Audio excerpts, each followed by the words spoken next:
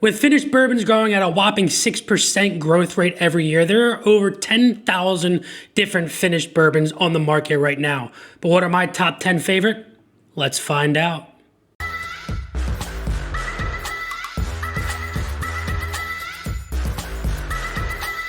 What is going on, everybody? Nathan here with the Everyday Drinker, but he has a brand new video.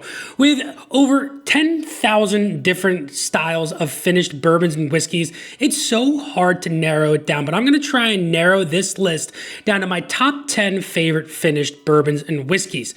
Before we get into mine, though, as always, I need to know what your favorite finished whiskeys are down in the comments below.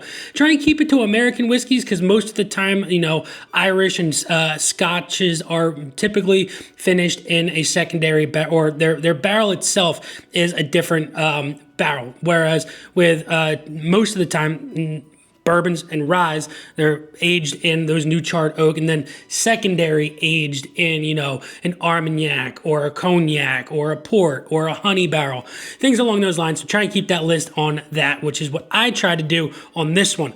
But without further ado, let's get into bottle number one with no particular order until our top three. Our first bottle is going to Ironclad. Now this is a barrel strength bourbon coming in at 118 proof that is then finished in a coffee cask. Now this is really, really cool because we always look for, a whiskey that has a coffee taste. Like, does it have that espresso? Does it have that crema? Does it have a little bit of a sweet coffee note in there? Well, this right here, this bad boy from Ironclad gives you just that, because it's finished in a coffee cask. And for me, it's absolutely wonderful. The proof behind this thing really is beautiful. Small craft distillery. We did a review a while back about a couple of these offerings. And I don't go to this thing a lot because of how small this bottle is, because I don't want to run out of it. But this bottle right here, absolutely delicious. Let's get into bottle number two. I've been fortunate enough to try a few offerings of Blood Oath, but my favorite by far so far has been Blood Oath Pact number 8. Now, if you're unaware about Blood Oath, they're all coming in at 98.6 proof because, well, that is the temperature of our blood. Now, Blood Oath Pact 8 was finished in Calvados cask, which is apple brandy, and this is almost like you're drinking apple brandy. It's so sweet, it's so decadent, it's so rich. For 98.6 proof, it drinks like it's a higher proof whiskey without the burn. It's viscous, it's absolutely delicious. I haven't touched this bottle in a very, very long time because I don't know if I'd ever get a second bottle of it because they're pushing almost like $280, $320 on secondary markets, and you're just not going to walk into a store and see a Blood Oath Pact 8 because this was the 2022 release. But nonetheless, Blood Oath, I'm excited for the Blood Oath release this year to see what that one is all about. Past couple of releases have not been up my alley, but this one right here, one heck of a pour. Let's get to bottle number three. Bottle number three is going to actually go to one of the first releases of the Cooper series from Penelope that I ever had, and probably the only one that I truly enjoy still to this day, and that's the Penelope Valencia. Now, this is finished in Vino de Naranja cask, which is orange wine from Spain, and what they were able to accomplish with this bottle right here is an absolute delicious pour. It's finished properly, unlike some of their other newer releases in the Cooper series. The orange notes come through very, very beautifully, but you still get the bourbon notes, which is what you were expecting to find in a finished whiskey. And I will say that again, when you're drinking a finished whiskey, you don't want the finish to overpower the bourbon.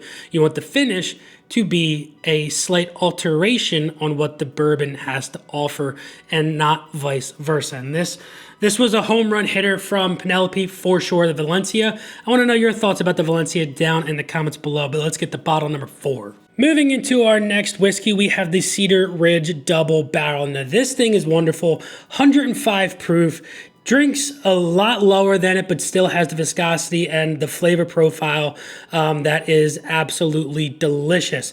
Out of Iowa, I've loved everything I've had from Cedar Ridge, and had to put it on this list because when I first got these bottles from Cedar Ridge, I wasn't, I was like, oh, a small distillery, not going to be, the biggest fan of it. But after I went back to these pours from them, I've seemed to really enjoy everything I've had, and they don't break the bank whatsoever. Let's get into our next whiskey. Our next whiskey is gonna go to 2XO by Dixon Deadman. Now this one in my hand specifically is the Phoenix Blend, and this is, I believe, the second bottle of the Phoenix Blend that I have because it's my favorite out of all of the releases besides the Gem of Kentucky. 2XO Phoenix Blend is I believe the first release.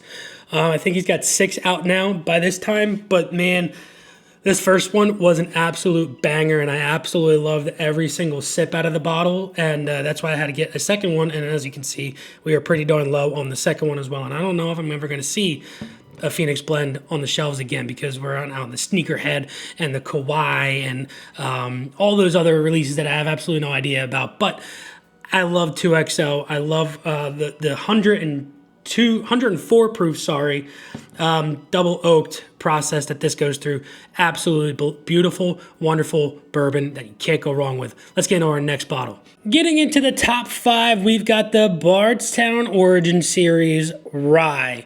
Now this is, a Kentucky straight rye whiskey finished in toasted cherry wood and oak barrels. Now the Zebra kind of toasting char, whatever they did with the cherry oak or cherry wood for this, just brings in so much flavor that, you typically wouldn't get on a regular rye whiskey. Now, the cherry notes marry so beautifully with this that you can't go wrong with it whatsoever. I've poured this for people that say they will never drink a rye, and they fall in love with this bottle for sure. And for 45 to 50 bucks, you can't go wrong with the price whatsoever either. And like I've been saying for the past couple of months, now that these are in Jersey, I've got no problem picking these up whenever I run out because they're always going to be on the shelves because they're shelf available bottles. That is so much good news for me and for you. Let's get into our next bottle. The next bourbon we're talking about is the brand new offering from 13th Colony. This is the 113 straight bourbon whiskey finished with maple wood spirals. And talking about, something that's different than, the Penelope Cooper series, right? The Havana. Not a big fan of that maple finish, but this right here, 13th Colony knocked this one out of the park with the finish process with the maple spirals. Didn't add too much maple. It added that, that sweetness, that maple syrupy quality to it. But it was a dry maple syrup compared to like that overly sweet maple syrup that you get a lot of the times. That this was finished with, oak and not, something that was overly sweet for that finishing process. 113 proof. Right in my happy area for proof, especially for these kinds of bourbons right here, because you can drink it on ice, you can drink it neat. If you really were contemplating doing it, you can also put it in a cocktail. But 13th Colony knocked this one out of the park, and I know a lot of you guys enjoyed this as well. I sent a lot of samples of this bottle out, and I didn't get one bad complaint about it. Let's get into our next bottle. Now, before we get into our top 3, I have to give a couple of honorable mentions, and they are as followed on the bar top. We've got the Woodford Reserve Double Oak, we have the Old Forester 1910, and then we have the Wood Finish series from Maker's Mark. All 3 of these are absolutely delicious, but everybody talks about these bottles, and I wanted to showcase a couple of other offerings that sometimes don't get the limelight, and these are all deserving to be on this list, and I wanted to put them on this list, but not in the top 10, but just in the honorable mentions, because everybody at least loves one of these offerings, if not all 3 of them, and for that reason, I wanted to put them on the video, but not showcase them specifically. So Woodford Reserve Double Oaked, the 1910 Old Forester, and the Maker's Mark Wood Finish series, all 3 fantastic bottles, but just didn't want to put them on the distinctive list. Now, let's get into my top 3 favorite finished whiskeys. Coming in on 3rd place, we have my highest proof whiskey that I've ever owned, had, and enjoyed, and that is the old J.H.M. Whiskey Company Special Reserve Special Barrel Series. This is finished in port barrels. Now this one comes in at 143.68 proof, and it's 13-year-old juice. And as you guys can see, the color on that thing is absolutely insane. The flavor profile of this thing is absolutely insane. It's dry, it's sweet, it's oaky. It's got a lot of flavors going on for it that are absolutely wonderful. You can't drink a lot of this because you will be on your butt quicker than you can say butt. But I love this bottle so much, and I've sent a bunch of samples out of this thing as well.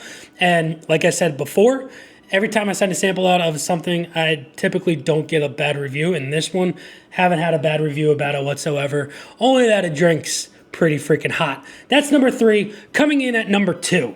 Number 2, we're talking Bombergers, the PFG. And we just did a review of this bottle, and I had to put it on here because it blew me out of the water. I was not expecting this French oak finished bourbon to be as good as it was. You know, I remember when this came out earlier in the year, and I heard about it, but I wasn't really intrigued by it. But then when I started seeing a couple of videos and reviews about it, seeing it hit that secondary market, I thought, you know, maybe I need to try this thing. And yeah, it's definitely worth it for the MSRP price, but I would not be spending that secondary price on the Bombergers PFG whatsoever. Now that's number 2. What do you think could be my number 1? And you probably might know what it is.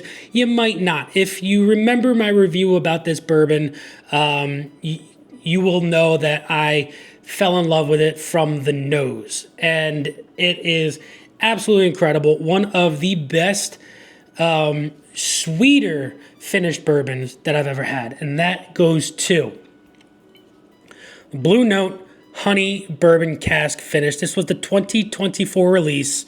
Comes in at 115.7 proof, and holy bajoli, the honey and bourbon just go hand in hand for whatever reason, and this is just one happy marriage in a bottle. The bourbon notes come through so beautifully. The honey just enriches it and enlightens it and enshrines it with a lot of just absolute beautifulness. If that makes any sense to you, I hope it does, because it makes a lot of sense in my head. But this Blue Note Honey Cask Finish, absolutely, hands down, my absolute number 1 go-to favorite finished bourbon that I've ever had. There you guys have it. Those are my top 10 with a couple of honorable mentions in my favorite finished whiskeys and bourbons, ryes on the market right now. But what I want to know is what your favorite are down in the comments below. Drop that like, smash that subscribe button, check that link out down below for the Patreon. But until next time, this has been Nathan with The Everyday Drinker. Cheers.